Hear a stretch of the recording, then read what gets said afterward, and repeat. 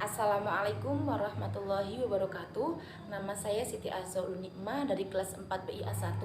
Di sini saya akan menjelaskan mengenai jenis-jenis berita untuk memenuhi tugas mata kuliah jurnalisme dengan dosen pengampu Bapak Khairul Muslimin.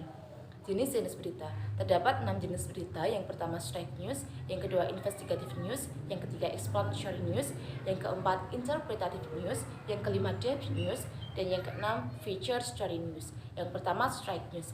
Straight news adalah berita yang menyajikan mengenai suatu peristiwa secara apa adanya. Contoh dari straight news ini adalah berita kebakaran, berita perkelahian, atau berita kecelakaan. Terdapat dua macam straight news, yang pertama hard news dan yang kedua soft news. Hard news ini lebih menekankan kepada suatu hal yang bersifat serius, sedangkan soft news lebih menekankan kepada suatu hal yang bersifat unik dan menarik. Yang kedua, investigative news. Seperti namanya, investigative news ini disajikan setelah melalui penyelidikan. Contoh dari investigative news ini adalah dalang dibalik pembunuhan Yosua. Lalu yang ketiga, explanatory news.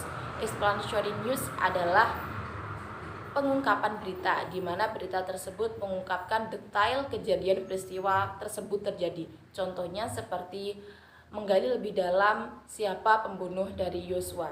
Lalu yang keempat, interpretative news. Interpretative news adalah gabungan antara fakta dan interpretasi.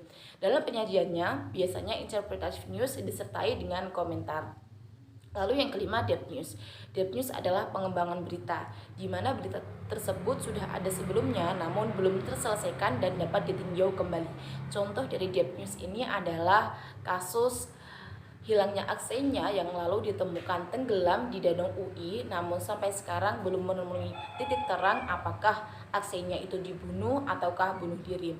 Lalu yang keenam, feature story news. Feature story news ini adalah karangan khas di mana di dalamnya tidak terlalu mengutamakan 5W1H.